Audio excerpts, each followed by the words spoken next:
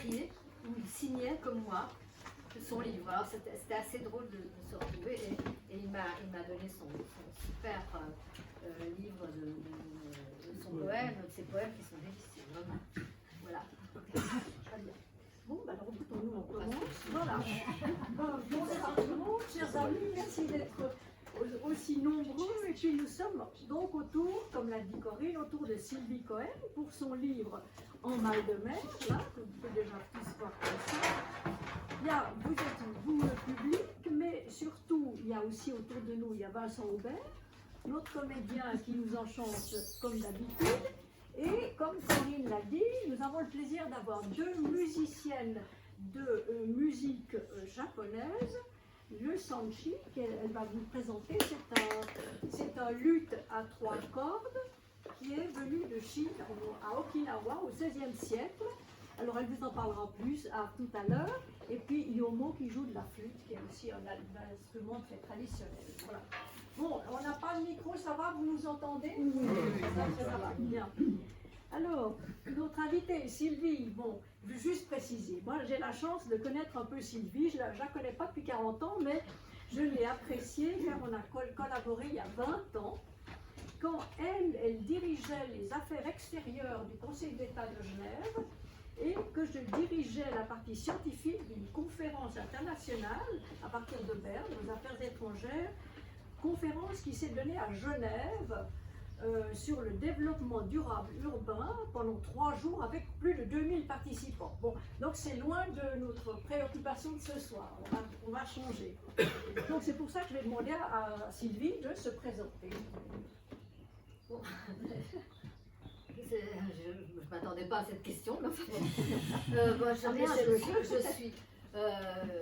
je suis née en Égypte. Voilà. Je suis née en Égypte. Mes parents ont quitté l'Égypte. On a quitté en 1957. On est parti juste après la guerre de Suez. Donc voilà, on a dû s'exiler. Et on est venu en Suisse. J'avais déjà mes grands-parents. Puis voilà, j'ai fait toute ma vie plus ou moins ici. J'ai fait des études à Paris tardivement, parce que j'avais arrêté l'école. J'ai fait des études, j'ai fait de la photo, puis après je suis retournée aux études. Donc j'ai fait Sciences Po à Paris finalement. Et puis je suis revenue pour être journaliste à la radio suisse romande, puis à l'hebdo. J'étais avec Serge d'ailleurs pendant une petite période. J'étais à Rome quand tu étais. Hein, Sabine, mais toi tu étais aussi à l'hebdo. Oui, oui. Bah oui. Moi j'étais à Rome, j'étais correspondante à Rome à ce moment-là, pour l'hebdo et pour la radio. Voilà. Et puis j'ai travaillé pendant des années dans le journalisme. Et puis un jour j'en ai eu assez. Et j'étais retournée à l'hebdo, j'ai fait des allers-retours entre l'hebdo et la radio. J'en ai eu assez. J'aimais plus la façon dont on faisait du journalisme. Alors je suis partie et j'ai eu la chance d'avoir ce poste de directrice des affaires extérieures. À l'époque, c'était M. Carlo Lamprecht qui dirigeait le département de l'économie, de l'emploi et des affaires extérieures. Et j'ai eu la chance aussi, dans ce cadre-là, de pouvoir créer le service de la solidarité internationale, ce qui m'a valu justement de connaître Françoise à ce moment-là. Et puis sinon, après, j'ai quitté en 2008 l'État de Genève parce qu'on avait un projet avec mon mari, c'était de partir en mer. Lui, il avait déjà fait un tour du monde quand il était jeune, mais c'était de partir en mer et de voyager.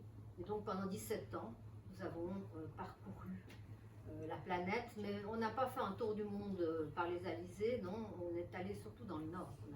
On a beaucoup voyagé dans le Nord.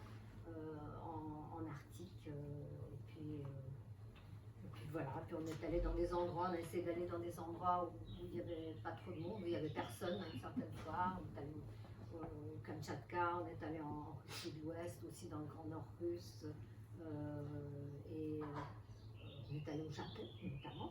On a passé presque 2 ans au Japon, 1 an et demi, à naviguer là-bas. Il y avait pratiquement pas de voiliers à l'époque, hein. Je veux dire, les voiliers qui venaient montaient directement sur les Aléoutiennes et sur l'Alaska.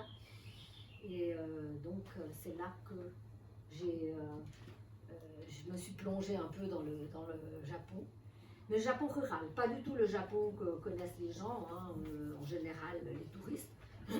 Le Japon rural, on a fait toutes les petites îles depuis Ishigaki jusqu'à Niigata, puis ensuite on a traversé sur Vladivostok. Mais donc évidemment j'ai mis de ce Japon dans mon livre. Et c'est là que j'ai rencontré aussi les protagonistes de ce voilà. Ah, très bien.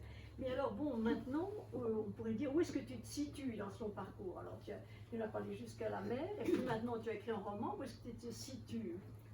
L'année dernière, on a vendu le bateau.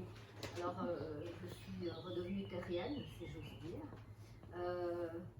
Je me situe je me situe toujours au même endroit, ce que je veux dire. C'est que finalement, il y a une continuité dans ce que j'ai vécu. Je suis quelqu'un de curieux, qui a envie de découvrir, d'apprendre, d'où le métier de journaliste aussi, c'était ça. Et puis la navigation, ça a été ça aussi, quoi. Je veux dire, découvrir et essayer aussi, dans ces voyages qu'on a faits, de donner un sens à ces voyages, de ne pas voyager simplement pour consommer du paysage, mais de donner un sens en partageant beaucoup ce qu'on a fait. Et d'abord, on a fait pendant 3 ans de la promotion pour le don d'organes. Donc on a pris avec nous des greffés à bord et on les a amenés dans des endroits. On les a amenés au Spitzberg, tout au nord, on les a amenés en Russie, dans le Grand Nord russe, Mourmansk et jusqu'à Saint-Pétersbourg. Et donc pendant 3 ans, on a fait ça avec des greffés. On a énormément appris, c'était ça aussi. Moi, j'aime apprendre en permanence, quoi. Et donc c'est ça, on a beaucoup appris aussi de leur regard, de comment pour quelqu'un dont chaque minute de vie est un miracle, pratiquement, ils vivent ça, et donc ça nous apprend aussi à vivre les choses autrement. Et après, on a fait de notre bateau un lieu de création pour des artistes à qui on a mis un peu le pied à l'étrier quand ils sont venus, parce qu'on a à chaque fois, filmé, fait un film autour de ces artistes. Et après, on a passé ces films et ça a permis de leur donner une certaine notoriété. Ils ont été connus un peu pour ça. On a eu un sculpteur, on a commencé par un sculpteur fribourgeois. Ensuite, on a eu une photographe, un tatoueur, on est passé aux marquises, parce que c'était aussi en essayant de faire des ponts entre les cultures. On a eu des écrivains qui sont venus en Alaska. Qu'est-ce qu'on a eu encore? Je ne sais plus. Des chanteurs d'opéra. Voilà, on a pris aussi des chanteurs d'opéra qui sont venus en Colombie-Britannique pour chanter pour les ours et les lions de mer. C'était très chouette. On a tourné un film aussi. Voilà. Et puis on est passé dans des endroits où effectivement il n'y avait pas grand monde. Et à chaque fois, aller avec ces gens. On a fait aussi une chose qu'il fallait que nous sommes passés le passage du Nord-Ouest, c'est-à-dire de l'Atlantique au Pacifique par le nord, par l'Arctique canadien. Et là, on avait avec nous, on a voulu faire ça comme un voyage de l'époque des découvreurs, quoi. Comme l'avait fait Amundsen, qui a découvert ce passage du Nord-Ouest en 1903 à 6. 3 ans passés. Et donc on avait à bord un dessinateur, un peintre de bord, et on avait un scientifique qui était un professeur de l'université de Genève, de climatologue. Parce que notre but c'était de montrer aussi comment le changement climatique et le réchauffement climatique étaient bien présents, puisqu'il nous avait permis de prendre cette route qu'on n'aurait jamais pris avec notre petit bateau s'il n'y avait pas eu ça. Et donc on a écrit un livre, mais c'est un livre un peu de reportage aussi sur ce qu'on a rencontré, les Inuits et tout ça, enfin les conditions de navigation et tout ça, avec des photos, des aquarelles, voilà.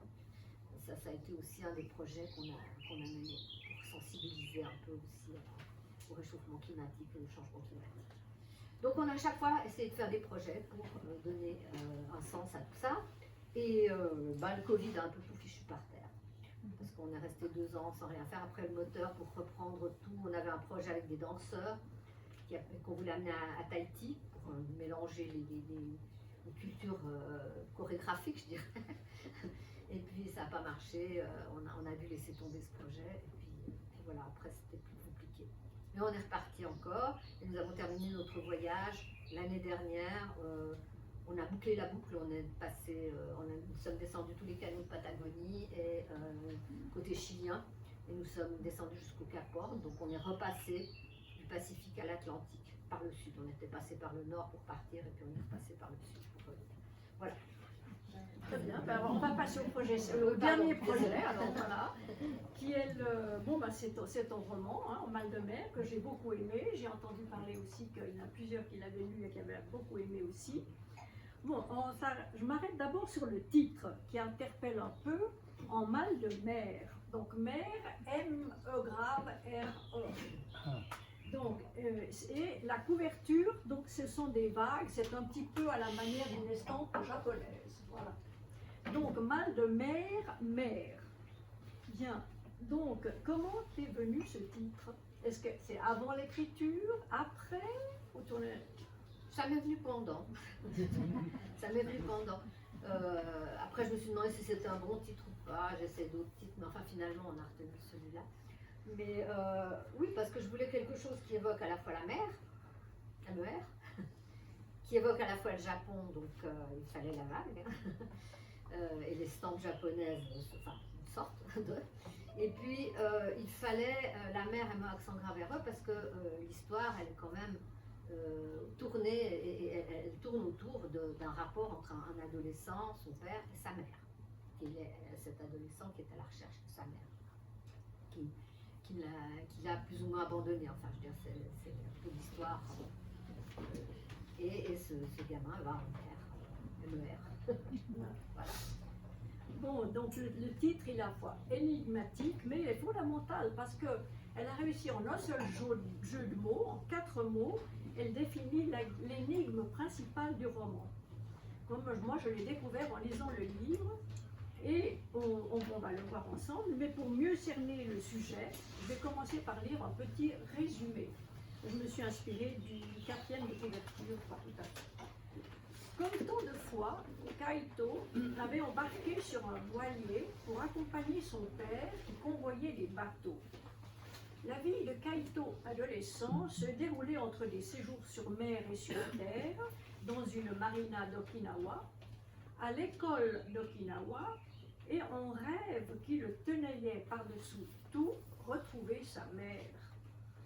Il savait peu de choses, elle est belle, danseuse, japonaise, tandis que son père est yankee, un peu colérique et brusque dans ses manières.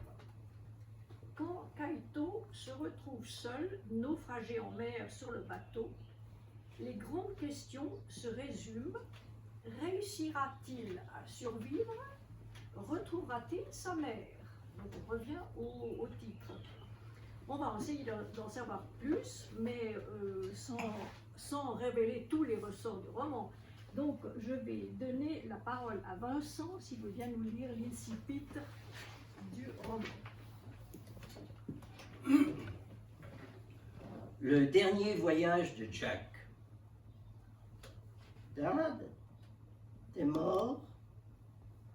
Le souffle court, tapis sous la table à cartes, Kaito regarde hébété la tête ensanglantée de son père qui ballotte sur le plancher. On dirait qu'elle est détachée du corps. Ce corps qui vient de dégringoler d'un seul coup les quelques marches de la descente du bateau. Il est tombé comme ça, comme un pantin tout désarticulé. Il a littéralement plongé, la tête la première dans le capot resté grand ouvert, laissant le vent s'engouffrer à plein volume. « Daddy, t'es mort ?» La voix de Kaito s'étrangle dans sa gorge. À 4 pattes, il se rapproche du corps inerte, à l'affût d'un soupir, d'un gémissement, d'un frémissement des lèvres. « Pourquoi tu dis rien? Dis quelque chose. » Mais Jack persiste dans son mutisme, avec une inquiétante obstination. Les yeux du gamin s'embuent. Tout devient flou autour de lui. Il reste là, assis sur ses talons, prostré, brinque-ballant, livré aux convulsions du voilier. Dehors, dans la tourmente, la mer soulève des lames furieuses qui éperonnent le bateau. Le boc s'en fout le contact. Tous les coups sont permis pour l'envoyer au tapis. Tandis que le gréement brisé martèle affolé l'aluminium de la coque comme pour sonner le gong de ce combat inégal. Des postillons d'embrun s'engouffrent dans l'habitacle alors que les vagues balayent le cockpit du bateau. L'une d'entre elles, plus fougueuse, s'élance vers la porte béante de la descente. Une douche glacée s'abat sur Kaito. Une douche à couper le souffle, à stimuler les réflexes, à le faire rebondir sur ses pieds. Il se précipite en titubant vers le sas pour tenter de le refermer. Le vent fait de la résistance. Il doit s'y reprendre à 2 fois avant d'y parvenir. Le fracas s'estompe au-dessus de sa tête. Sur le plancher inondé, le roulis fait rouler le corps abandonné de Jack. Kaito a un mouvement de recul et retourne s'encastrer sous la table à cartes. Recroquevillé sur lui-même, il se terre tant bien que mal au fond de son trou, tremblant comme un lapin dans son clapier. C'est là que, par gros temps, il s'est toujours senti le plus en sécurité, sous la table à cartes de tous les bateaux que son père a convoyés depuis des années. Mais maintenant, il doit se rétrécir au maximum pour s'enfiler à reculons entre les cloisons. Il est devenu trop grand. Ou alors c'est l'abri qui est trop petit pour son corps d'adolescent. Mais il se fout d'être à l'étroit. Sa conscience l'a abandonné. Il n'entend plus que son cœur canarder sa poitrine, chaque fois que la coque s'écrase contre le flot. Les yeux fermés, il guette le moment où le bateau tout entier va exploser, se désintégrer d'un coup. Il n'a d'oreille que pour le tumulte du vent sur la mer, ses intensités, ses apaisements suspects, ses atermoiements. Ouf, ça se calme. Mais non, ce n'est qu'une longue inspiration. La bourrasque s'élance de nouveau avec une rage décuplée. C'est reparti pour un tour de rodéo marin.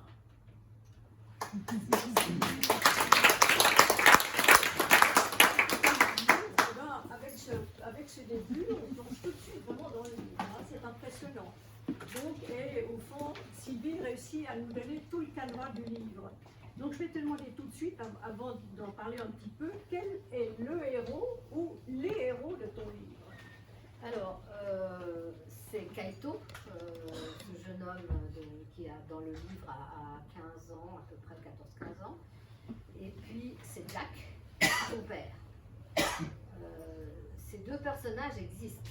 Je les ai rencontrés. Ils habitaient tous les deux justement dans la marina d'Okinawa sur un bateau.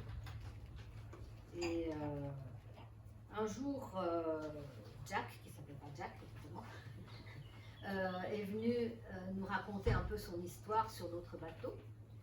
Et il nous a raconté que en faisant ses convoyages de bateau, une fois il s'est blessé en se tapant la tête sur la baume du bateau. Et donc il est rentré dans le bateau avec un filet de sang sur le front. Et que son fils, qui devait avoir 10 ans à peu près, a paniqué et lui a dit « Mais papa, qu'est-ce que je fais si tu tombes à l'eau ?» Et tout d'un coup, je me suis mis dans la peau de ce gamin en me disant « Mais peut-être parce que j'avais aussi certaines fois des appréhensions comme ça hein, sur le bateau. » Mais je me suis dit, mais qu'est-ce qu'il a dû avoir comme angoisse, ce gamin qui était obligé de partir tout le temps avec son père, etc. Et c'est à partir de là que je me suis dit, oh, j'ai envie de raconter cette histoire. Voilà. Et c'est comme ça que c'est venu, avec une partie, évidemment, tout le décor. Enfin, je ne sais pas si tu veux poser des questions. Oui, voilà. Alors, je m'arrête là. Bien. Alors, au fond, moi, personnellement, j'ai découvert qu'en 2 pages, tu plantes absolument toute l'histoire. C'est-à-dire que, pour moi, les protagonistes principaux, c'est la mère MER et Kaito. Parce que la mère, on en parle beaucoup. Et puis, les 2 personnages importants, c'est donc Dan Dad le père, mais c'est aussi la mère Maiko, dont on parlera après. Et puis, ensuite, il y a une situation de drame qui va dominer tout le roman. Vous avez la tempête, la mort du père, puis on verra plus loin l'autre drame donc qui touche Kaito, c'est l'absence de la mère. Donc je dirais en résumé, 3 éléments, la mère, un héros adolescent et le drame omniprésent. Donc c'est quand même assez lourd et puissant, hein, y compris pour un jeune. Alors, en creux, Sylvie l'a déjà dit, le prénom de Kaito, l'adolescent, on entre dans un univers japonais et en arrière-plan, et c'est pour ça qu'on a la chance d'avoir des musiciennes qui vont nous jouer des choses japonaises et qui vont nous présenter aussi leurs instruments. Voilà. On vous écoute. Bonsoir, nous sommes Yomo et Mina. Nous jouons de la musique qui vient d'Okinawa, une de ces îles au sud du Japon. Le sanshin est assez emblématique de la région, donc c'est originellement un instrument qui a traversé la Chine pour arriver vers les îles d'Okinawa, puis qui est remonté le long du Japon pour devenir le shamisen, qui est un peu plus connu en fait. Mais cette forme-là est vraiment propre aux îles de l'archipel Ryukyu, donc la partie d'Okinawa. La flûte de bambou aussi accompagne tous les chants avec le tambour, le sanshin dans la musique traditionnelle. Yomo ici présente est originaire de l'île de Yonaguni, qui est une île très éloignée, juste à côté en face de Taïwan en fait. C'est la plus éloignée au sud-ouest du Japon.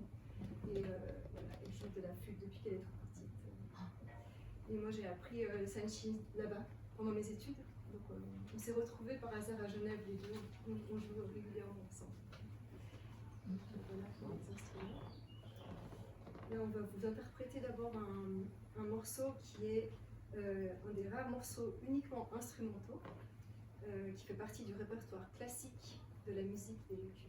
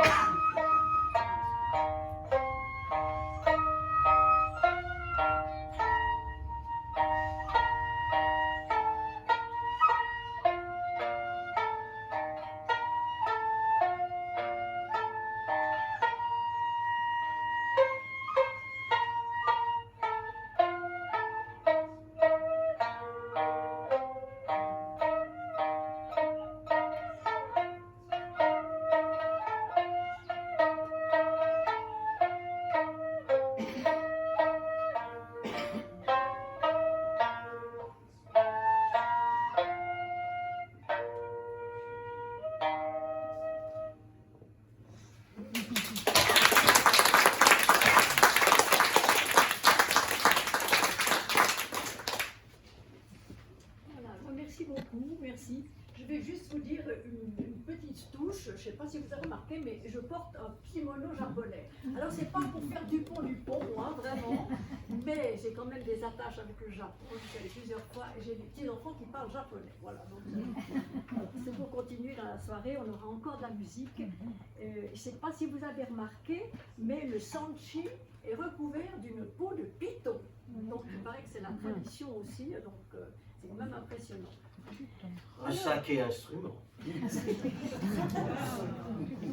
Donc, avec la lecture de Vincent, nous étions sur la mer tempétueuse et on reste dans ce décor de tempête pendant les 2/3 du livre. Sylvie Cohen décrit le déchaînement des vagues, par exemple le cachalot, qui côtoie le voilier que Kaito aimerait bien enjamber pour s'échapper, pour se sauver, aimerait-il. Là, ça s'est calmé un peu. Hein. Ouais, Le cachalot est là.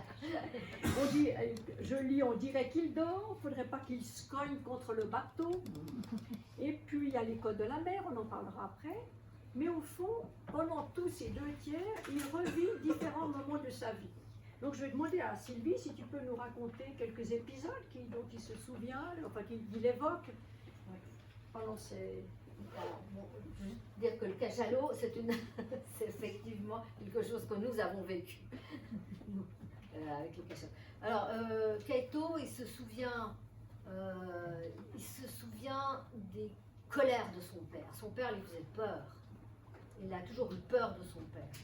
Et donc, il se souvient de ça. Il y a un rapport entre les deux qui est solide, fort, parce que c'est le père, c'est le phare quand même de sa vie. Mais en même temps, il le déteste parce qu'il pense que c'est son père qui l'a séparé de sa mère, etc. Enfin, c'est tout ça. Donc il a un peu de rapport d'amour-haine. Et donc il se souvient de ça, de son père colérique qui une fois lui a flanqué une raclée absolument monumentale. Et donc voilà, c'est tout un... Il se souvient aussi de ce père qu'il avait laissé chez une femme qui s'avère être son ex-femme, sa première femme, et il découvre qu'il a une sœur. Une sœur qu'il n'arrivera jamais à retrouver. Il a un besoin de famille, d'avoir quelque chose et des femmes autour de lui.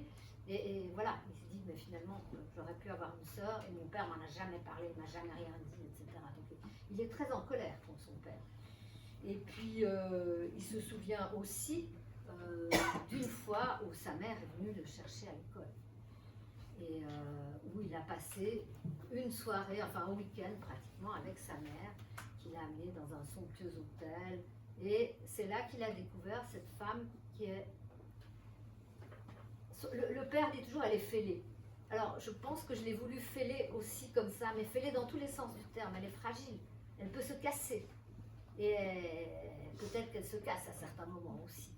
Elle est jeune, elle est pleine de fantaisie, elle aime bouger, elle aime danser, voilà. C'est pas une danseuse en tutu, non, mais enfin lui il l'imagine toujours avec le tutu en train de danser, mais c'est pas ça du tout.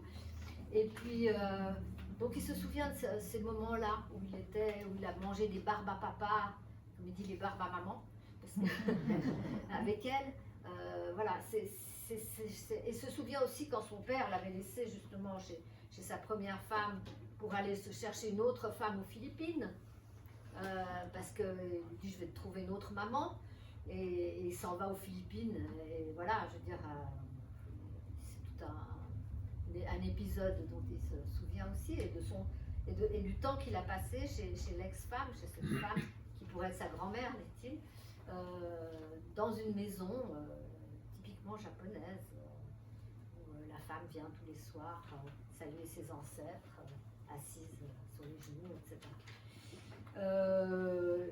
Voilà, il a tous ces souvenirs qui lui reviennent, et avec toujours l'obsession, je veux retrouver ma mère, je veux aller habiter avec ma mère. C'est le leitmotiv du livre, je veux aller habiter avec ma mère.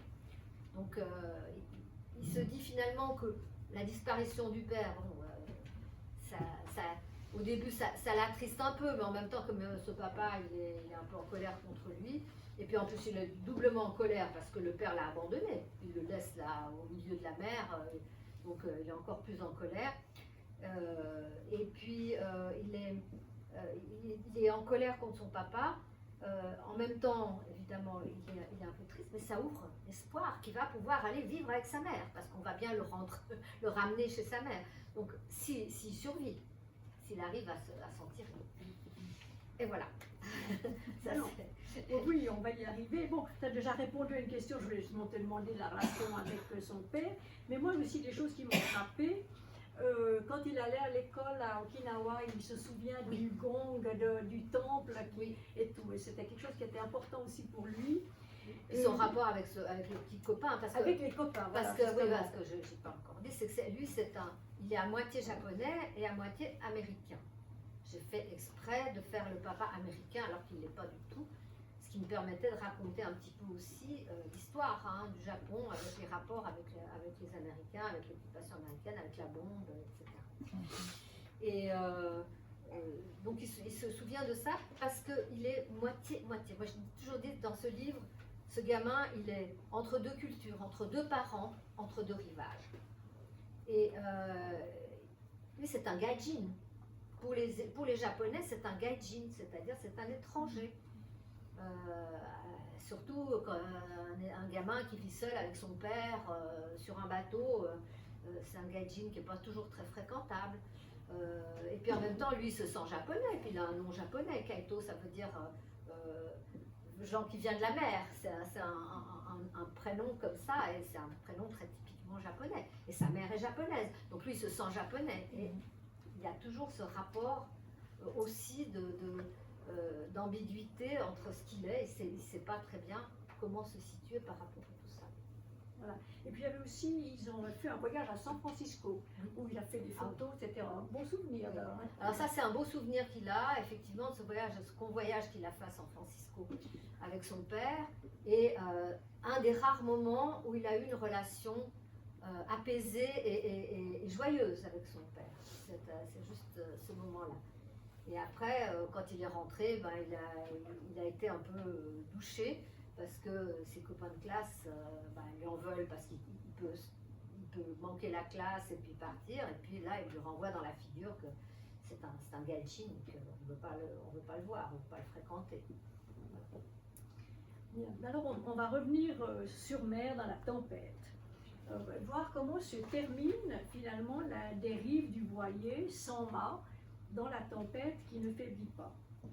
C'est une intrigue où donc Sylvie nous tient en haleine pendant 120 pages, et puis il y a les doutes de Kaito, son désespoir. On arrive au naufrage que Sylvie raconte en 10 pages.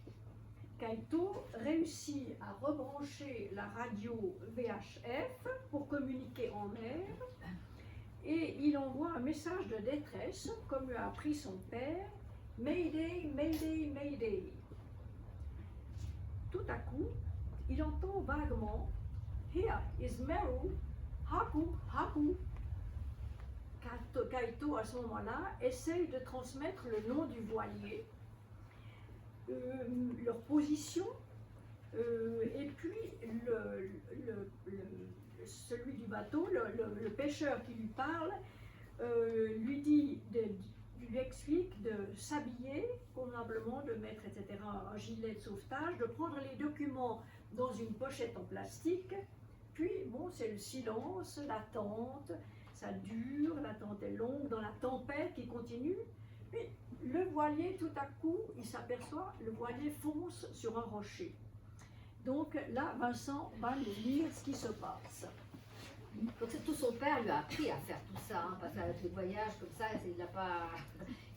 il a 14-15 ans, il sait quand même naviguer un peu. Donc le bateau s'appelle le Missing Link. La voix répond à son premier appel. Elle lui dit que ça va être difficile de s'approcher trop près des rochers. Est-ce qu'il peut débarquer sur le récif le temps qu'on fasse les manœuvres? Écoute, on va mettre l'annexe à l'eau pour se rapprocher le plus possible malgré la houle. On va t'envoyer une corde, il faudra l'attraper et l'attacher autour de ta taille, solidement, parce qu'après tu devras sauter à l'eau. C'est le seul moyen de te récupérer, tu comprends? Tu crois que tu vas y arriver? Il entend les hommes qui l'interpellent. Leur barque fait le yo-yo à une bonne vingtaine de mètres. Ils lui font signe qu'ils vont essayer de lui envoyer un bout. Ils essayent, ratés. La corde plonge dans l'eau qui gerbe tout près du voilier éventré. Le cœur de Kaito s'arrête. Ils sont trop loin. La barque avance encore un peu vers lui, mais pas trop. Un geste vigoureux et la corde s'élève de nouveau juste au-dessus des flots. Comment s'attacher solidement avec des mains flageolantes? Parce qu'elle flageole ses mains, oui, elle tremble de froid, de fatigue, d'émotion, de peur surtout. Je ne vais pas y arriver. Dans la barque, un bout du filin, on s'impatiente. Kaito s'y reprend 4 fois avant de parvenir à se ceinturer en bloquant le cordage avec la boule qu'il a fait passer par-dessous. Il grelotte, on lui crie quelque chose. Il croit comprendre. Allons, vas-y, saute, saute, vite. Il reste là en transe à claquer des dents.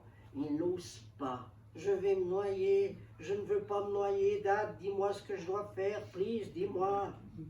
Les hommes de la barque crient des mots qui s'envolent dans le vent alors que Jack demeure sourd à ses prières. Finalement, c'est Missing Link qui lui donne la chic note décisive. Sa posture est inconfortable et, comme la marée monte doucement, sa coque s'affaisse encore davantage dans les flots. Lorsqu'il sent le voilier se dérober brusquement sous ses pieds, Kaito ne réfléchit plus, il saute. Il se sent instantanément happé par un fluide glacial qui lui gicle le visage et lui rentre par la bouche. Anesthésie générale. Il sombre lui aussi. Une clameur lui parvient des tréfonds de la mer. Il sent confusément qu'on le touche, qu'on l'attrape sous les aisselles, qu'on le tracte pour mieux le replonger dans la glace, comme si on voulait le torturer. On l'engueule même en japonais. Fais un effort, aide-nous, tu es trop lourd, accroche-toi, c'est bon, t'es sauvé. Péniblement, Kaito tente de se propulser hors de l'eau. Il essaye de s'accrocher à la corde, au bras qui l'agrippe, au rebord en bois qui lui laboure le ventre et lui coupe le souffle. Il expulse de l'eau salée, il pleure de l'eau salée, il est anéanti, il a envie de vomir, il vomit, il recrache sa bile et son stress et tout son épuisement au fond de la barcasse qui tape dans les vagues, le moteur à plein régime.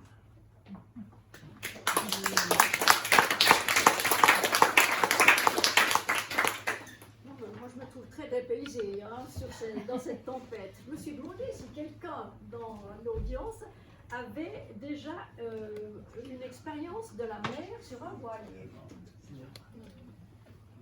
Est-ce que c'était dans la tempête? J'ai eu aussi la tempête. Mais Aussi sur la la tempête. Méditerranée, elle n'est pas forcément extraordinaire comme mer. C'était mieux sur l'océan que sur la Méditerranée. Elle peut être très violente, la Méditerranée. Affreux. Alors, et Sylvie, alors je vais te demander aussi, vous avez vécu des moments très, très tempétueux. On a vécu, oui, on a Vous avez eu des risqué moments. le naufrage? Non, on n'a jamais risqué le naufrage. Un bon bateau, stable, solide, un bon capitaine aussi. Non, on n'a jamais rien risqué. Enfin, moi, je ne me sentais pas en danger. Je ne me suis jamais sentie en danger sur le bateau. Je me sens beaucoup plus en danger en prenant la voiture sur Mais en revanche, oui, il y a du stress, beaucoup de stress, parce que à des moments, il faut faire vite, ça bouge dans tous les sens, il faut être extrêmement concentré pour ne pas tomber, pour ne pas se brûler quand on fait un café, enfin voilà, c'est plein de choses comme ça. Il y a des moments de stress très, très forts. Il y a des moments, moi j'ai eu quelques moments d'angoisse, mais pas forcément dans les tempêtes. Parce que la question que Kaito a posée à son père, qu'est-ce que je fais si tu tombes à l'eau? Moi je me la suis posée aussi. Si Marc tombe à l'eau, qu'est-ce que je fais? Alors bon, j'ai mon permis mer, j'ai une certaine expérience, etc. Mais après, on se demande toujours qu'est-ce qu'on fait sous le choc, comment on va réagir. Voilà. Et ça, c'est des choses qui sont voilà, un peu. Même quand il allait faire, quand on était à l'ancre et qu'il allait faire de la plongée sous-marine dans les Tuamotu ou à Tahiti, je regardais quand même qu'il revienne, quoi. C'était, oui, puis quand je le voyais pas, il y avait quand même un moment de panique, quoi. Donc oui, j'ai aussi mis beaucoup de mon rapport à la mer. Parce qu'il n'est pas seulement d'angoisse, mais il est aussi de fascination. Il y a des beaux moments là avec les oiseaux qui font du rase, pas du rase-motte, mais du rase-flot sur la mer et tout ça. Non, c'est fascinant, ça peut être angoissant, mais c'est fascinant. Bien, alors on a entendu ce moment dramatique là, et puis Kaito, lui, alors comment il réagit juste après le naufrage?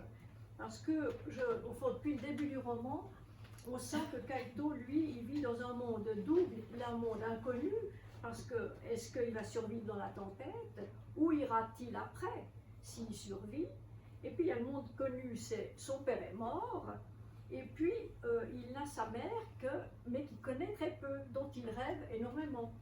Alors, est-ce que tu pourrais nous dire quelque chose sur ces épisodes? Bon, tu en as déjà un peu parlé, je dirais que au fond, tu as choisi, parce que ça c'est un rituel, on demande à l'auteur de choisir un passage, et Sylvie a choisi justement un passage qui se passe à ce moment-là. Ouais, alors donc il vient d'être ramené sur le bateau des pêcheurs, qui sont des pêcheurs japonais, qui sont en train de pêcher des petites baleines, des Milky Way, qui n'ont pas le droit de pêcher dans ces eaux-là. Donc voilà, mais ils sont quand même détournés pour aller les sauver. Kaito ricane mentalement, me ramener chez mes parents, chez mon père au fond de l'eau, ou à Fukuoka chez ma mère. À tâtons, il attrape ses habits jetés en tas sur la couverture en travers de la bannette. Son t-shirt, son pull, sa polaire, son pantalon de ciré, son bonnet. Un par un, il les palpe, il y plonge le nez, il les sent, ces habits naufragés. Il les enfile lentement comme une seconde peau, une peau neuve. À l'autre bout de la coursive, il entend le remue-ménage. D'abord, il doit passer par les WC qui, par chance, sont bien indiqués. Après, il s'en ira retrouver la communauté des hommes de la mer. Le miroir fêlé et corrodé qui tangue au-dessus du lavabo lui renvoie l'image d'un visage ébréché, fissuré en deux. Deux fragments de Kaito décalés. Deux fragments de Kaito à recoller peut-être dans une nouvelle vie. Ça pue la poiscaille dans le couloir sombre qui débouche dans le carré. Sous les néons blafards, il découvre la face luisante et le rire gras d'une dizaine d'hommes attablés. Son apparition suscite une brève ovation. Il s'incline un peu intimidé. Il dit « Arigato, arigato gozaimasu ». Merci. Alors, maintenant, je vais peut-être te demander pourquoi est-ce que tu as choisi ce morceau, ce passage? Parce que c'est justement c'est le passage entre les deux mondes, en fait. Est-ce qu'il va se reconstruire? Est-ce qu'il va arriver à recoller les morceaux, ces deux morceaux? Est-ce qu'il y aura un autre Kaito après? Ou pas? C'est pour ça que je l'ai choisi. Est-ce que son explication de la disparition de son père va être plausible? Ah, ça, c'est encore autre chose. ça vient après encore. Voilà. Bon, donc Sylvie nous tient en haleine là, et au fond, elle ouvre une deuxième intrigue où ira Kaito. Comme elle nous l'a dit, il rêve depuis très longtemps de sa mère, surtout de vivre avec elle et chez elle. Les grands rêves. Mais là, il y a beaucoup d'incertitudes. Hein. Sylvie l'a déjà dit. Est-ce que tu veux encore parler de la mère un peu? Tu veux encore dire quelque chose? La mère, elle s'est toujours défilée en fait. Même quand elle est venue le chercher à l'école pour faire son devoir, parce que le père lui avait téléphoné en lui disant il a besoin de sa mère, il faut que tu viennes. Elle s'est toujours défilée. Elle ne veut pas de ce gamin. Elle le dit d'ailleurs à un moment donné. Elle ne veut pas. Elle dit au père, tu l'as voulu, tu le gardes. Voilà. Et puis, elle a ce côté aussi. Oui, elle a refait sa vie. Elle a refait sa vie, donc c'est compliqué pour elle de retomber, de faire arriver un fils dont son mari actuel n'est pas forcément au courant. Enfin, elle n'est pas au courant de sa vie antérieure. Donc cette femme se défile et finalement elle est bien obligée, parce que la police téléphone, parce qu'on la retrouve, etc. Elle est bien obligée de prendre ce gamin. Mais elle va trouver toutes sortes de moyens pour éviter qu'on l'estampille comme son fils, pour éviter de dire que c'est son fils. Donc, bon, comme tu l'avais dit, son père lui avait dit qu'elle était fêlée. Donc, Kaito il s'est forcé de lui inventer un visage, un corps, un regard, des mains, mais il n'y parvenait pas. Il essaye de ressusciter son visage parce qu'il l'a vu une fois quand il avait 10 ans sur Skype. Donc c'était une grande première, mais il essaye bien. Donc, tu nous Ça, parles- c'était avant que la mère vienne le chercher. Elle vient le chercher, oui, exactement, s'il avait 10 ans, parce qu'il était un peu plus âgé, ouais. Donc, tu nous parles de fissures dans la vie du Kaito, le divorce de ses parents, les oppositions entre les valeurs, entre les cultures japonaises et américaines, des valeurs différentes entre ses parents, leur façon de concevoir Kaito. Il parle deux langues différentes aussi, hein, selon les événements, l'anglais ou le japonais. Donc, est-ce que tu veux en dire un peu plus sur toutes ces déchirures qui entourent Kaito? Je peux le dire dans le sens que justement, je les ai connus les deux et que c'était déjà le fait que Jack ait pu avoir, c'était extrêmement important pour lui, et qu'il ait pu avoir la garde de son fils au Japon. Parce que c'est ça la réalité, il a eu la garde de son fils au Japon. Donc là déjà c'était quelque chose d'extraordinaire. Mais j'ai toujours senti chez Jack cette fêlure que lui aussi il a eu, cette désillusion amoureuse qu'il a eue avec la maman de Kaito. J'ai toujours perçu comme une espèce de blessure qu'il n'avait pas vraiment réussi à soigner. Voilà. Donc ça c'est une déchirure que lui a. Kaito, je crois que tu as déjà dit, il a la déchirure qu'il est entre ses deux parents, que son père lui casse les pieds, que sa mère, il l'idéalise complètement, il veut la retrouver. Ça, c'est une déchirure, c'est effectivement. D'ailleurs, je crois que dans le livre, au début, c'était aussi ça mon propos, c'est de dire que, j'ai pris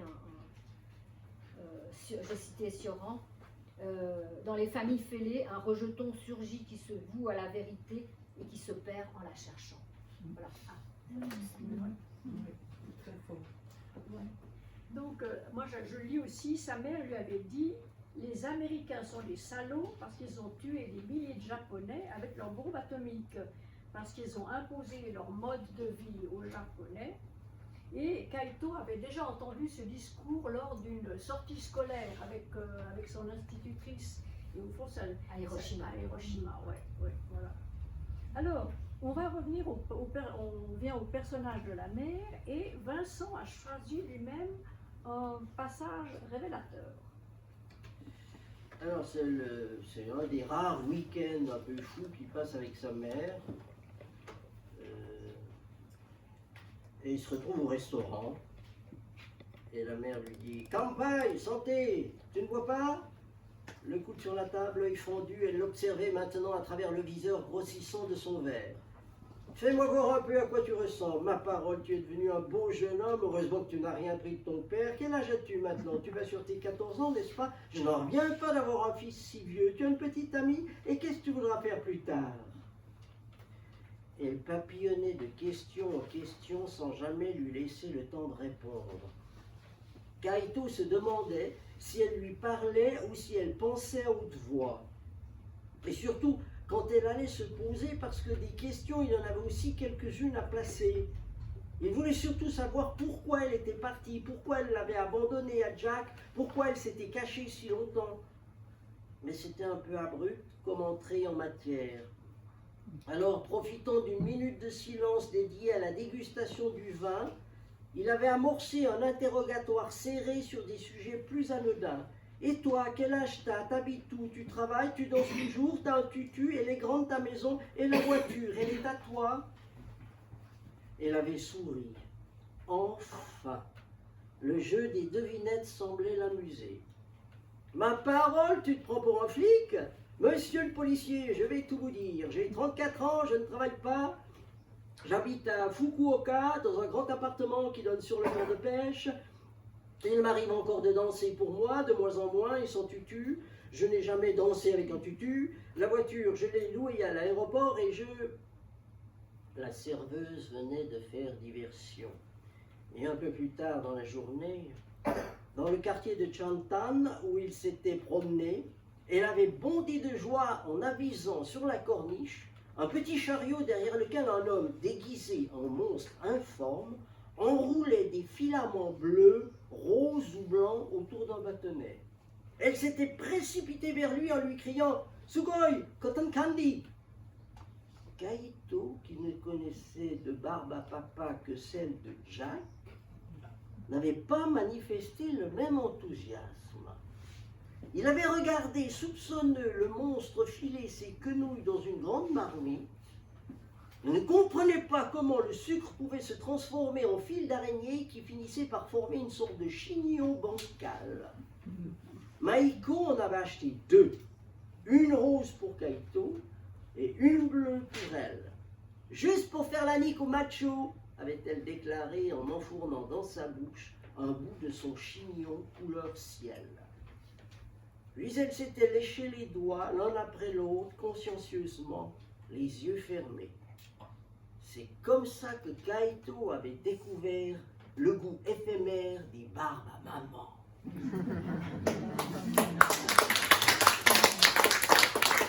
Merci Vincent. Est-ce que tu voudrais nous dire pourquoi tu as choisi ce passage? Oh, parce que il est très différent du reste des autres passages où on est dans le bateau, dans la tempête, où on est toujours en rapport avec le père. On a cette mère qui, on sait comment elle était enceinte, mais elle ne sait pas quoi faire avec cette espèce de poupée, bébé, garçon, dont elle est absolument incapable de s'occuper, avec une vie très, très bizarre pour nous. Et ça a des couleurs différentes. Il est tout d'un coup, il a rêvé d'être avec sa mère, et il voit une espèce de zombie mi-couverture de magazine. En plus, il la voit avec ses rêves à lui de danseuse, c'est donc quelque chose, ça regarde quand même un côté Hollywood.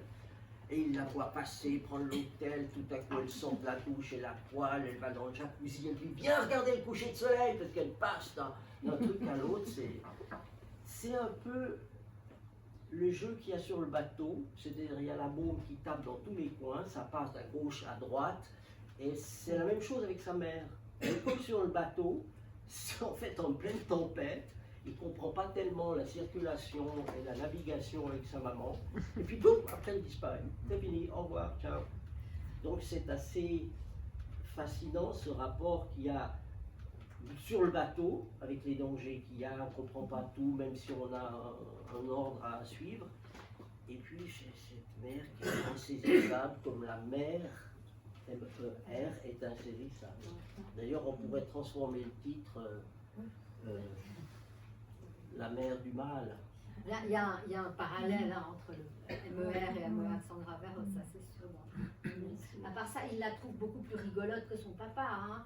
Ah ben, ils ne se disent pas la même chose. Il Hein. s'est bien amusé avec elle. C'est un drôle de jouet, disons.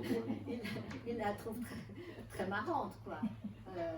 Et il a du mal à admettre que son père la critique et la traite de putain tout le temps, quoi. Je veux dire, Puis bon, elle est quand même aussi un peu alcoolique. Bien, alors, on va continuer avec Kaito. C'est ton héros, c'est un adolescent en pleine construction de sa personnalité. Alors, est-ce que les drames, c'est une initiation à la vie? Qu'est-ce qui t'a orienté sur ce choix?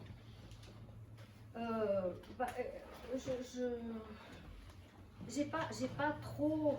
Oui, je pense qu'effectivement tous ces drames me font mûrir. Mais ça, j'y ai pensé en écrivant.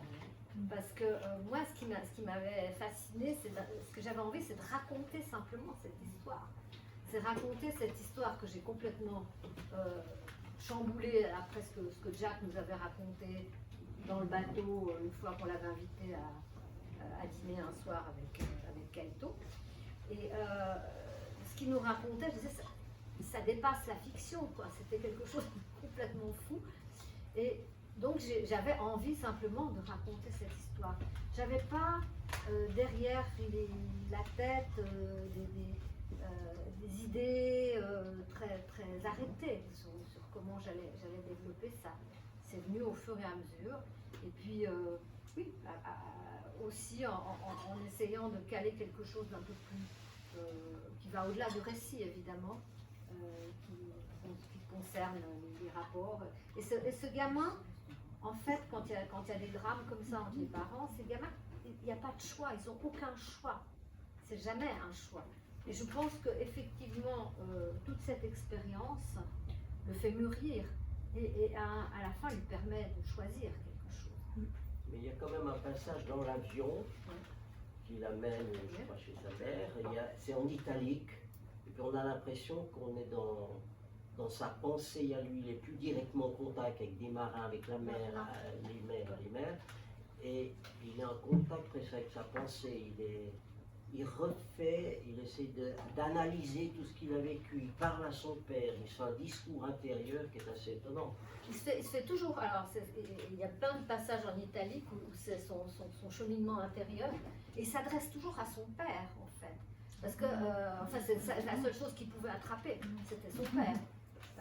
Et à la fin, c'est lui qui l'a élevé, c'est la seule chose, c'était oui, c'est quand même son phare, son guide. Et à un moment donné, oui, il va réaliser ça aussi. Il va réaliser que la disparition de son père, c'est pas une pitralala, je vais pouvoir aller vivre avec ma mère. C'est autre chose.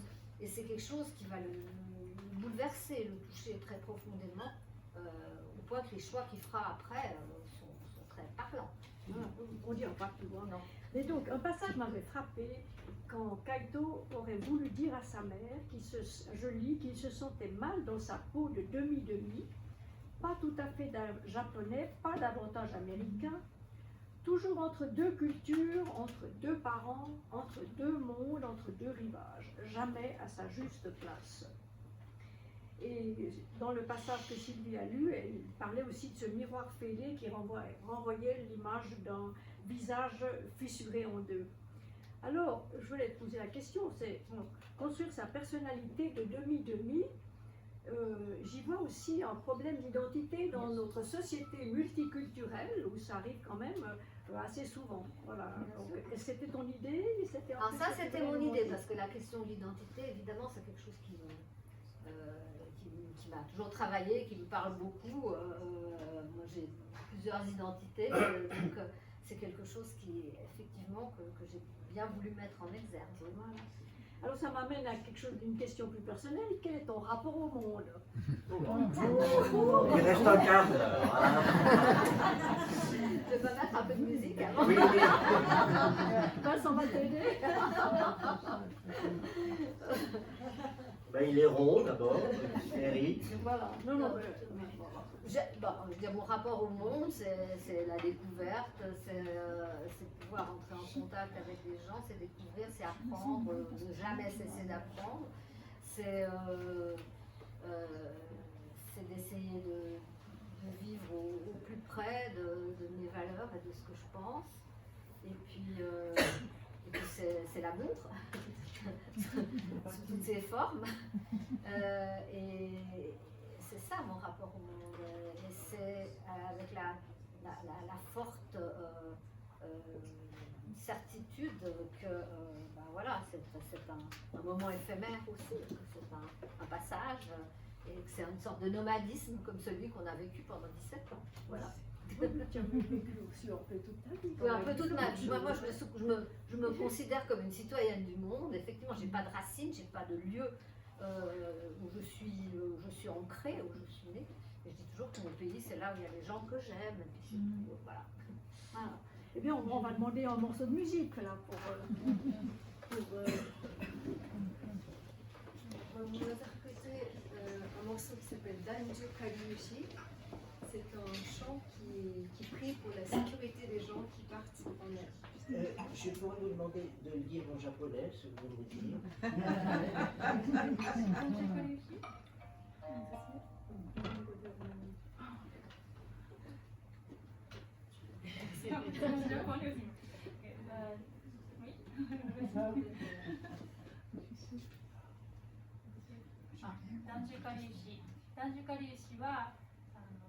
船で、海に出るときにいい船旅健康に、安全に船旅ができるように祈るための歌です。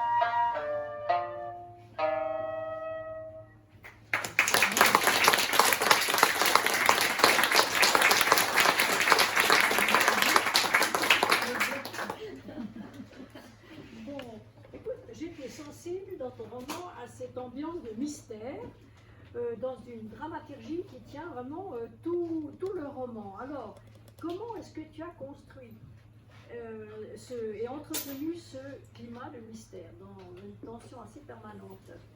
Oh. Bon, d'abord, il faut dire que j'ai eu du mal à écrire. J'ai mis 3 ans pour écrire ce livre. Parce que j'ai laissé tomber à un moment donné, je pense que c'est pas la peine, etc. Mais j'ai mis du temps aussi parce que moi j'ai l'habitude d'une écriture journalistique. C'était compliqué pour moi d'écrire une fiction, quelque chose, même si c'est, pas seulement de construire, mais déjà de me mettre dans la peau du personnage, parce que quand on est journaliste, on garde des choses un peu à distance, hein, on raconte des faits, on n'imagine pas trop, enfin, voilà. Alors que là, c'était vraiment une démarche tout à fait inverse. Donc voilà, je l'ai construit à un moment donné. Le premier jet, je dois dire que j'ai écrit, je l'ai montré à des amis, j'ai montré à des amies romancières, à des gens qui savent écrire, j'ai eu des retours, certains, un retour très bon et d'autres qui étaient vraiment très mitigés. Il y a une personne qui m'a dit, mais bon, ton histoire là, ça ne tient pas parce qu'il y a un truc qui vient trop tôt. Donc quand j'ai repris, j'avais laissé tomber, j'ai repris, j'ai tout remanié, j'ai enlevé des chapitres, j'ai rajouté une chose qui était au début, je l'ai mise à la fin, pour garder un espèce de suspense comme ça, effectivement jusqu'au bout, parce que finalement le fin mot de l'histoire, on le sait pratiquement au dernier chapitre, quoi. Oui, on ne va pas dévoiler. Non, non, mais même simplement le fameux histoire avec la relation avec la mère et tout ça, c'est l'avant-dernier chapitre, tout ça arrive comme ça. Et à partir de là, c'est vrai que ça s'est enchaîné assez bien. J'ai pas construit quelque chose. Il y a des écrivains qui disent, moi je dois faire mon synopsis, construit comme ci, comme ci, comme ça. Voilà, bah écoute, j'ai demandé à Olivier quelles questions il t'aurait posées. Alors, c'était entre autres une des questions que je voulais te poser si tu avais fabriqué. Donc voilà, j'ai pas fait un synopsis, j'ai lancé l'histoire, et puis après, ça m'est venu comme ça, quoi, je veux dire. Et puis, tout d'un coup, on part dans quelque chose, puis on invente autre chose, et puis voilà. S'il y a un départ, une situation qui est plus ou moins racontée par quelqu'un, je ne sais même pas si elle est vraie, si elle n'est pas vraie, etc. J'ai brodé autour de ça, à tel point que maintenant, quand on me dit mais c'est vrai ça, je dis je sais plus ce que j'ai inventé moi, ce qui est la réalité, ce que j'ai vécu. Donc c'est un peu mélangé, quoi. Alors, bon, tu nous en as déjà parlé un peu, mais est-ce que tu pourrais, as encore des choses à nous dire sur tes longues expériences sur mer, sur le voilier? Parce que là aussi, Olivier Bechon voulait te poser cette question. Il voulait savoir la relation entre tes voyages et le récit. Pour moi, je vois que c'est un livre sur la mer, pour moi. Oui, mais c'est aussi la rencontre. C'est la rencontre, et c'est effectivement ma rencontre avec Kaito, parce que ce gamin, je veux dire, il ne semblait pas forcément très épanoui, quoi, très heureux, et je sentais toutes ces ambivalences qu'il y avait, même si on ne parlait pas beaucoup, parce qu'il parlait japonais, mais il parlait aussi l'anglais. Hein. Avec son père, il parlait l'anglais, mais son père parlait japonais, mais pas trop, quoi. Donc voilà, et puis il parlait un peu français. Mais... Et donc, c'est les rencontres aussi, c'est ce qu'on peut approcher avec les rencontres. Ce qui m'a fasciné, c'est que dans toutes les rencontres qu'on a faites, la plupart des rencontres, il y a toujours des récits qui sont incroyables, quoi, de gens de mer, justement. Quand on va dans ces endroits, que ce soit Japon, que ce soit je sais pas, au Tuamotu ou dans le Nord, ou dans le Grand Nord, il y a toujours ce sont des gens un peu à part, ou bien des gens qui ont des vies toujours incroyables. Et ça m'inspire beaucoup, quoi. Je trouve toujours que c'est génial. Et en plus, là, c'est des gens qui sont curieux. Moi, j'ai rencontré l'humanité dans ces voyages. Je n'ai pas rencontré des gens agressifs qui voulaient nous tordre, qui voulaient ceci, qui voulaient cela. Non, jamais. J'ai toujours rencontré des gens vraiment, oui, qui voulaient fraterniser, qui étaient curieux de ce qu'était l'autre, voilà. Et ça, peut-être, c'est une particularité du fait qu'on aborde les choses par la mer et pas par la terre. On n'est pas des touristes comme les autres. On arrive, et il y a au Japon en particulier, ils étaient très admiratifs, parce qu'ils craignent la mer. La mer, ils y vont pour travailler, ils y vont pas pour jouer, ils y vont pas pour... Il y a peu de gens qui naviguent au Japon. Il y en a, mais il y en a peu. Ils font le tour d'une île, d'une des grandes îles, et puis ils rentrent. Mais oui, la mer, c'est quelque chose d'effrayant. Comme ils peuvent la craindre, évidemment, avec tous les tsunamis, avec tout ce qu'ils vivent, avec les typhons qu'ils ont. Je parle, on est passé là, en une année, on en a eu 28 qui sont passés. Donc eux, ils en voient passer. Donc ils étaient admiratifs et en même temps très curieux et très soucieux au Japon d'être appréciés par les autres. C'est toujours ça. Avec, en toile de fond, une idée de la guerre qui est omniprésente. Moi, on la retrouve partout, depuis le sud jusqu'au nord. Enfin, tout le monde parle de la guerre. C'est encore là. De la guerre passée, tu veux la dire. La deuxième guerre mondiale. Ça, c'est une chose qui a évidemment profondément marqué les Japonais. Pas seulement à cause de la bombe, je pense, à cause de la bombe certainement, mais pas seulement à cause de la bombe, mais parce que aussi ça a été, je veux dire, un déshonneur absolu ce qu'ils ont vécu. Ça a été un déshonneur absolu, et ils disent plus jamais ça, encore plus pour ça, quoi, j'ai l'impression. Parce que non, ils ne peuvent pas perdre la face comme ils l'ont perdue à ce moment-là. C'est aussi une blessure chez eux, c'est quelque chose de très fort. Il y en a qui s'excusent un peu, Mais il n'y a jamais eu, si vous remarquez le Japon, il n'y a jamais eu de reconnaissance que le régime, c'était pas comme en Allemagne. En Allemagne, il y a une dissociation des Allemands après la guerre avec le régime nazi. Tandis qu'au Japon, il n'y a pas ça. Il n'y a pas ça. Ils diront jamais on va se dissocier de ce qu'avait dit l'empereur. Enfin, je veux dire, c'était pas. Et puis, donc, ils n'ont jamais fait la paix avec leurs voisins. Ils sont toujours pas vraiment en guerre avec les Russes. Oui, ils sont toujours la guerre. Ils n'ont jamais signé d'armistice ni rien du tout avec les Russes. Mais ils sont avec les Chinois, ils sont avec les Coréens, ils se détestent avec les Coréens parce qu'ils ont occupé la Corée, etc. Donc il y a quand même tout ce passé violent qu'on veut gommer, on veut apparaître comme des gens aussi aimables que possible. Voilà. Tu l'as juste évoqué, il y a un épisode qui m'a frappé. Donc après le sauvetage en mer, le pêcheur a alerté, donc il a alerté les autorités et a livré les passeports du père et du fils. Et puis il explique à Kaito qu'il doit raconter son aventure aux policiers. Mais il lui demande de ne pas dévoiler où a eu lieu le naufrage. Alors je lis, nous n'avons pas le droit d'être là-haut, on chasse ou qu'on pêche la baleine de mink, les eaux américaines sont interdites aux pêcheurs japonais. Mais nous y allons tous parce qu'il y a plein de gros poissons.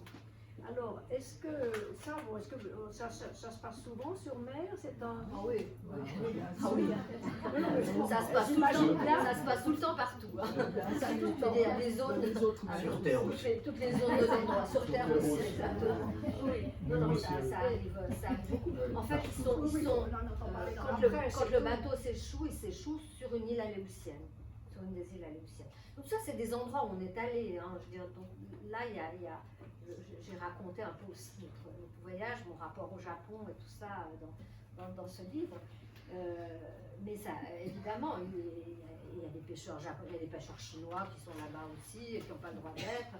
Il y en a qui éteignent leur AIS, comme on dit, c'est leur transpondeur.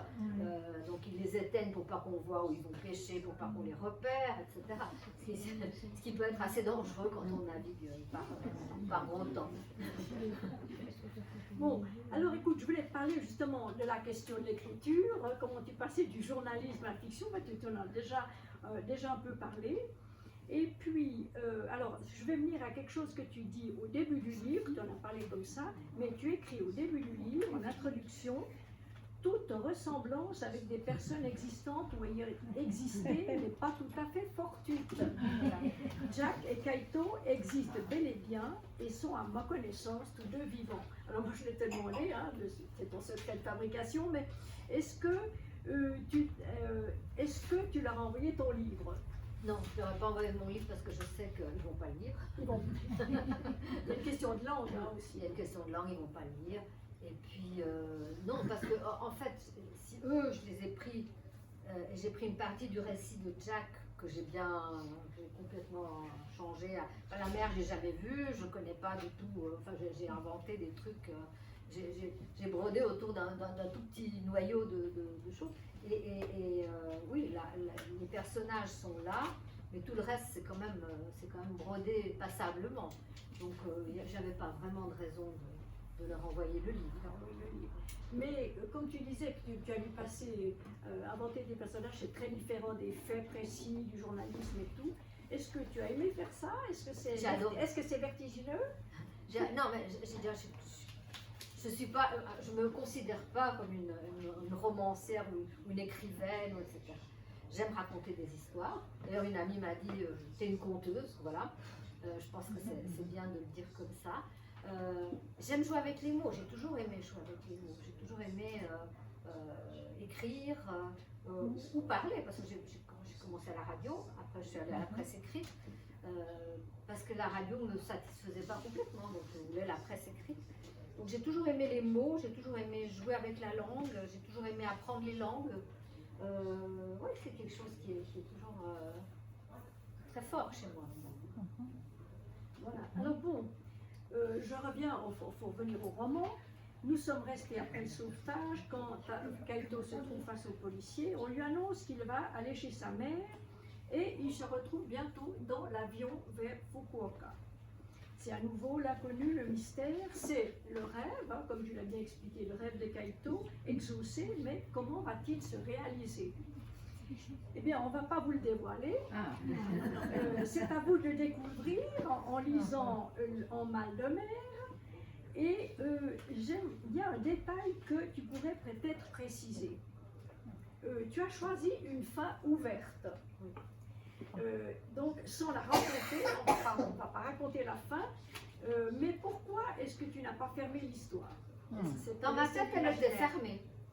Dans ma tête, elle était fermée. Je me suis aperçue qu'il y a eu des interprétations tout à fait différentes de la fin. J'ai des amis qui m'ont dit, mais enfin bref, j'ai vu que ça m'appartenait plus, en fait, que les lecteurs, que les gens ont pris cette histoire et ont mis la fin qu'ils ont voulu mettre. Et donc, moi, je dis rien là-dessus. Je ne dis rien sur mes intentions. Je veux dire, chacun va interpréter comme il veut, chacun il voit ce qu'il veut, parce que là, ça m'appartient plus. C'est pris par les lecteurs. Alors, en commençant cette présentation, j'ai évoqué la subtilité du titre, du jeu de mots. Donc moi, j'ai voulu aller un petit peu plus loin. Et il y a 2 jours, j'ai questionné Perplexity. C'est plus subtil que ChatGPT. Et j'ai questionné au sujet de ce titre, En mal de mer, que signifie-t-il? Alors, Perplexity a répondu, je lis, cette expression peut s'interpréter à plusieurs niveaux selon les contextes littéraires. Et ici, 4 contextes longuement décrits, je ne vais pas vous les lire, puisés chez Marguerite Yourcenar, Proust, Keum Suk Gendry Kim, je ne connais pas, et puis, mais mieux, le 4e contexte littéraire, tenez-vous bien, je vous lis, au 4e contexte littéraire après Marguerite Yourcenar et Proust. 4e, une métaphore universelle. Le roman En mal de mer de Sylvie Cohen en fait un symbole de déracinement où l'adolescent Kaito incarne une génération tiraillée entre 2 cultures, cherchant à combler un manque affectif par-delà les frontières. Eh bien, Sylvie, tu es dans le logiciel de Perplexity. Eh ben, C'est pas le ChatGPT, mais Perplexity. Mais oui, ça prend très perplexe aussi. Bon, mais mal de mer, en fait, pas Oui, en oui, mal de mer. Mal de mer, c'est le titre d'un livre de psy.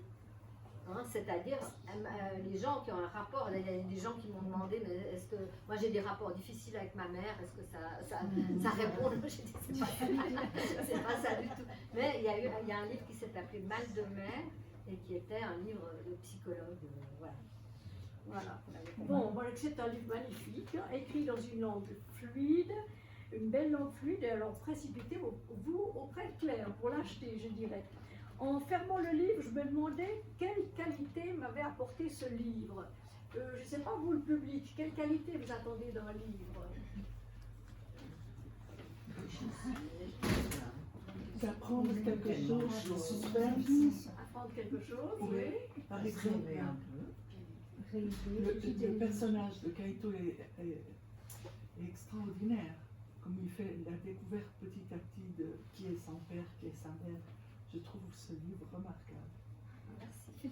Enfin, pour moi, en tout cas, c'est en m'ouvrant sur des mondes inconnus, bon, ça enrichit mon propre monde. Alors, moi, je vais demander aussi, vous, public, quelles questions vous avez à poser à Sylvie. Moi, j'en ai une. C'est indirectement par rapport au livre, mais comment est-ce que vous avez choisi de monter dans le nord pour naviguer alors que tout le monde cherche à aller dans le sud? Pardon? Pourquoi le nord et pas le sud? Parce que, alors, bon, on est allé dans le grand sud aussi, hein, mais je veux dire, le nord, c'est parce que, voilà, c'est un monde qui est en tout cas, quand on est parti, il n'y avait pas beaucoup de gens qui étaient là. Et les gens, ils vont plutôt faire un tour du monde par les Alizés, Tahiti, les îles, etc. Tandis que dans le nord, c'est plus difficile, disons, c'est plus exigeant. Et puis, bon, c'était un monde à découvrir complètement, quoi. On n'a pas beaucoup de récits. Je Moi, j'ai pas vu. Même les gens qui ont passé, les voiliers qui ont passé le passage du Nord-Ouest depuis quelques années, ils passent d'un trait pour dire ah, je l'ai fait, c'est génial, je l'ai fait. Mais s'arrêter, rencontrer des gens, discuter, faire des trucs, ça, non. Et c'était ce qui nous attirait beaucoup. Alors d'une part, c'était de prouver effectivement, de montrer le réchauffement climatique qui était bien là, c'était de témoigner de ça. Et d'autre part, on a, moi, Marc, mon mari, c'est un montagnard aussi, il a toujours aimé le Nord, etc. J'ai dit ok, j'y vais, après tu me promets qu'on va dans le Sud. Mais finalement, quand on est allé un peu dans le Sud, je me suis dit que je me suis ennuyée dans le Sud, je trouvais que ça manquait de sel, qu'il fallait remonter au Nord, donc on est reparti vers le Nord. Et voilà, il y a un côté aussi aventureux et découverte qui est beaucoup plus grand. On a traversé des endroits où il n'y a personne, les Aléoutiennes, il n'y a pas un habitant là-bas, il y a plein d'îles où il n'y a personne. Enfin, ce sont tous des mondes, oui, fascinants, froids, désagréables par moments, mais enfin, voilà. C'était un choix vraiment bien pensé. L'histoire du cachalot, c'est une histoire que vous avez vécue? L'histoire de cachalot, c'est une histoire qu'on a vécue effectivement en partant du Kamtchatka, en allant vers les Aléoutiennes, justement. On naviguait, et puis on voit, il y avait pas mal de vent, hein, le bateau était un peu agité, puis tout d'un coup on voit un espèce de serpent, comme ça, de tuyau, sur l'eau, et puis voilà, on s'est un petit peu approché, non, c'était pas quand on était au moteur, on s'est approché, et puis on a vu que le jet du cachalot, parce que le jet du cachalot il part à l'horizontale, il part pas à la verticale. Hein. La verticale, c'est les baleines, ce sont les baleines à bosse. Le cachalot, il a ce jet qui part comme ça. Et effectivement, le cachalot est resté là, près de nous. On a navigué de conserve pratiquement pendant un moment.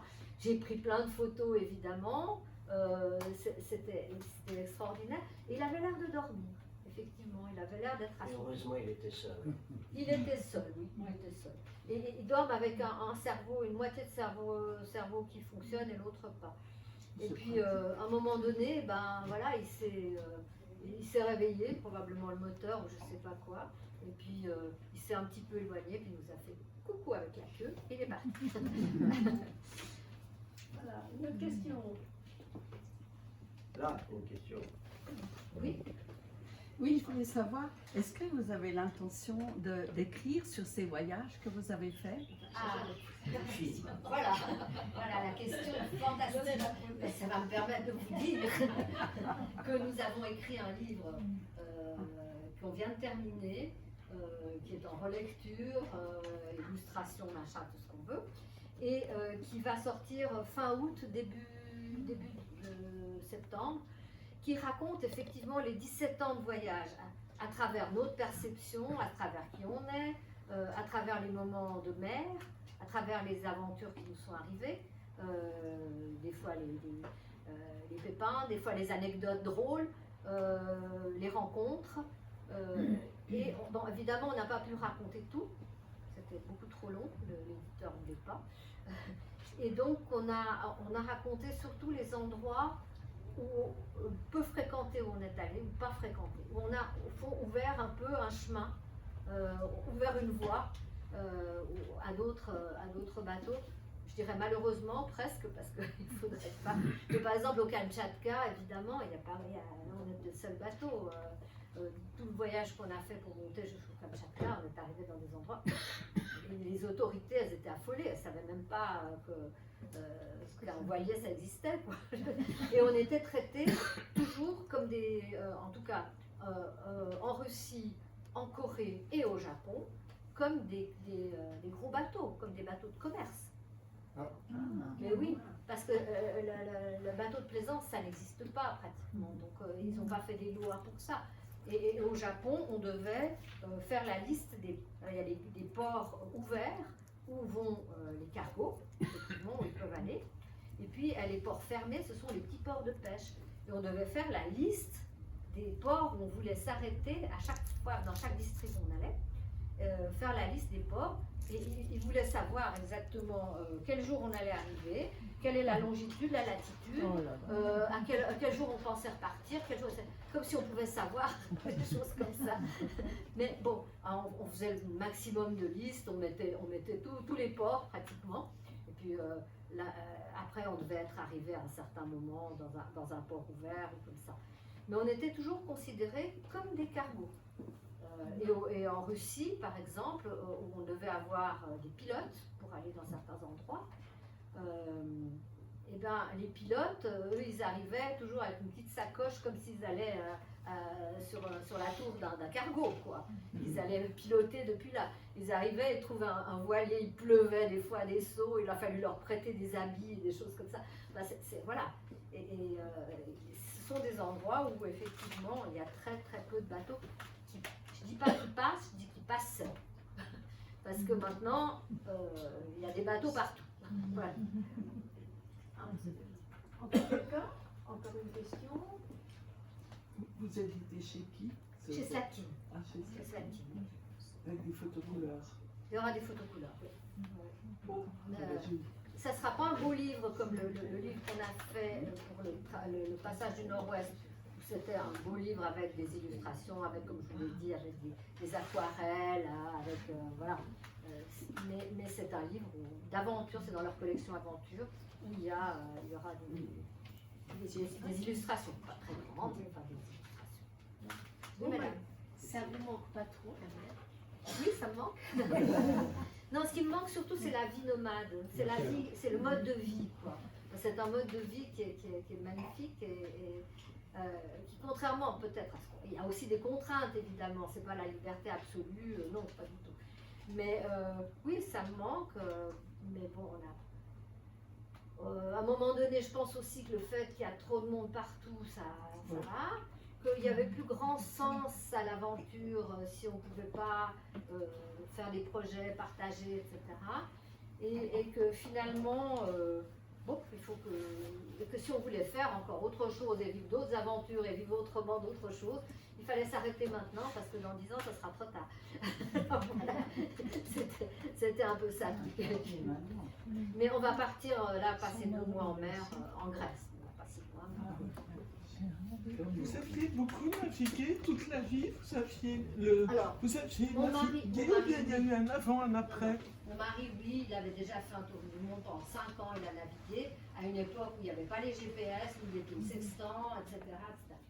Moi, en revanche, j'avais jamais navigué. J'ai passé mon permis mer quand j'avais 50 ans passés. Et puis après, je me suis fait les dents, si j'ose dire, sur le bateau avec l'expérience qu'on pouvait. Parce que quand on a son permis de conduire, si on ne pratique pas, voilà. Voilà, je crois qu'on est encore un morceau. Ah oui, Il y a encore un morceau. encore un morceau. Alors, j'avais oublié. Oh, non,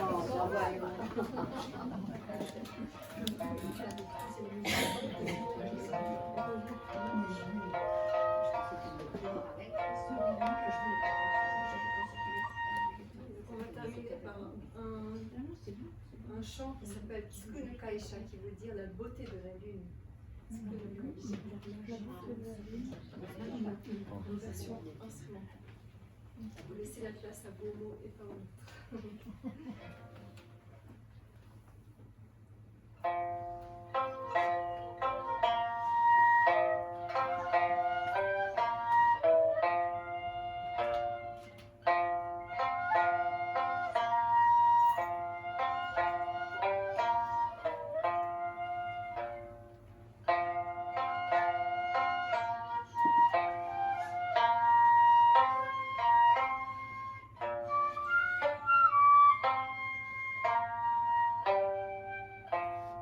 Thank you.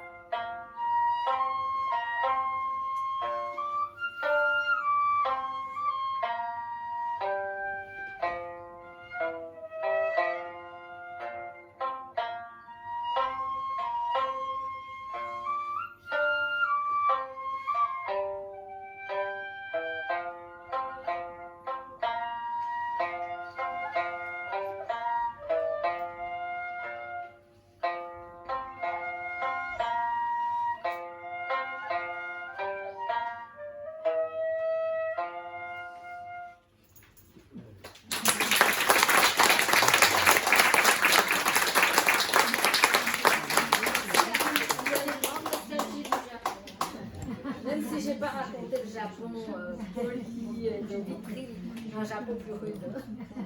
Bon, alors, précipitez-vous pour l'acheter. Et puis, merci beaucoup vraiment à Sylvie. Et on va-